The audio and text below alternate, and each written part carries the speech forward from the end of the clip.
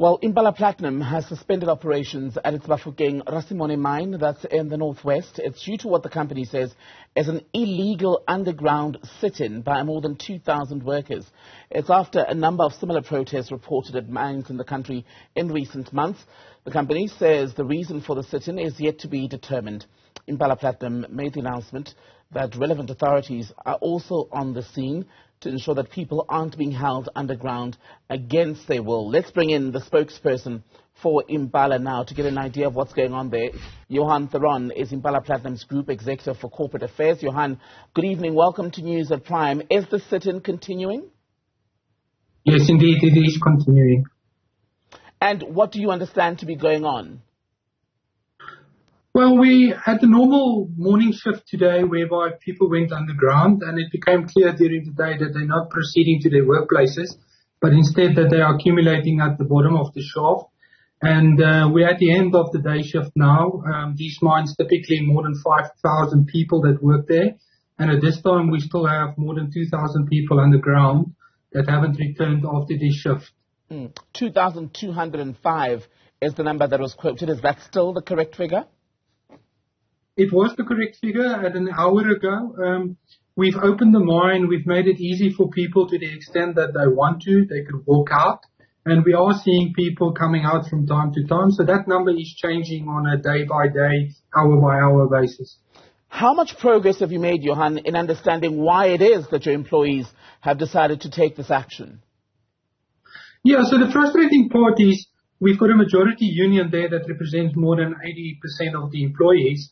So in circumstances of workers being unhappy, you'd normally receive a memorandum or a complaint from the union representation, and you'd be able to follow normal channels to resolve it. Now, it's clear in this instance that this is being coordinated in the absence of the union, that there are elements amongst the workers that have planned and coordinated this, and we haven't as such received any formal letter, who's representing them, what are the complaints.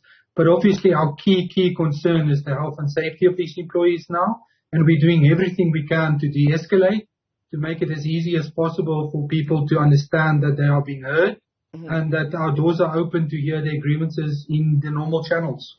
One of the reports that I'm looking at now, in fact, suggests that one of the issues that the workers may have with you has to do with alleged unfair distribution of shares among the workforce. Are you aware of that grievance? Yeah, so we're hearing the same rumors, but I think it's important to say that these are only rumors and conjecture at this point in time. There's no shares that have been distributed to anybody. So are there plans to distribute shares which may have caused some consternation in recent days and recent weeks? No, but the only thing that can be inferred is in Impala taking over that operation, there's been historically a profit share arrangement that we announced we're happy to continue with. And we've also announced that we're happy to change that into an employee share scheme like we have in our other mines, but at the election of workers. So they choose. We don't tell them. They can elect whichever they believe is best for them. Well, the public broadcaster is reporting that some workers have been threatened with suspension because they voiced their concerns or their grievances with the share scheme.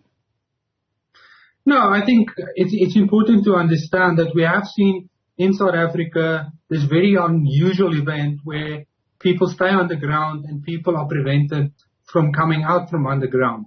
So to the extent that we've communicated people making themselves guilty, breaking the law, breaking safety rules, of course there will be consequences in that regard.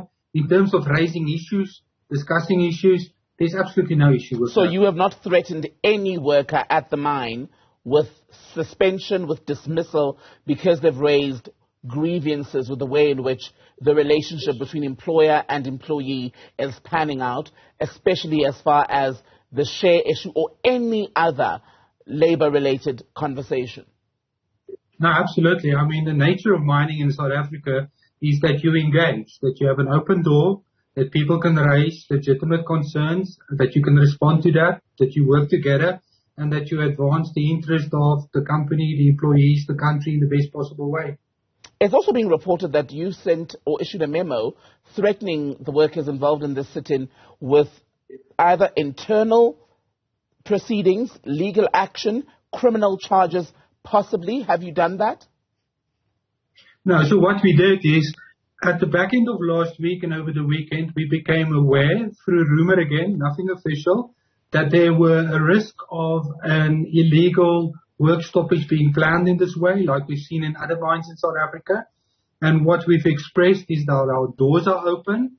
Please raise issues in the normal way, to the extent that any person take the law in its own hands, put other people's lives at risk, and break safety protocols. We would be following due process in those regards. Do you not worry, though, that that line, even if it is legitimate, may in fact harden attitudes where some of the workers will stay underground longer, either out of defiance or fear, or lead to some other escalation in what's going on? Yeah, so there's always a risk, and that's why our orientation is one of de-escalation, of having an open door, of being able to access and speak to the union workers independently and to have the best possible outcome. So what is the expectation then? It's what, 1843 now?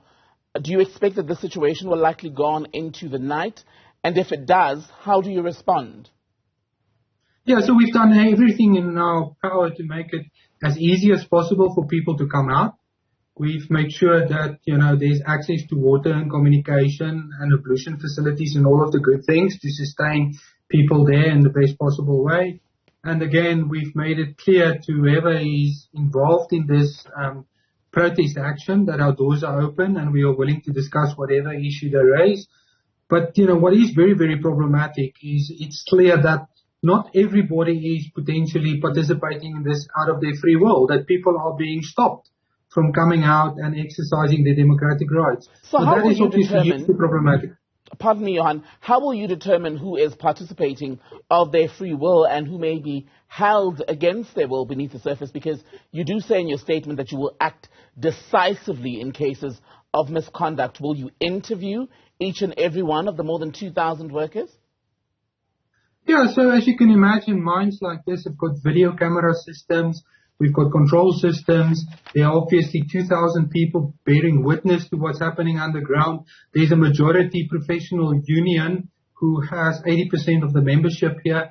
So there are extreme amount of avenues in terms of trying to understand why issues have been raised in this way and why this course of action has been followed, which is clearly breaking the law and putting people's lives at risk. Impala Platinum's Johan Theron will touch base with you and the unions at the mine throughout the evening and into the morning if this continues. Until then, for tonight, thank you for your time.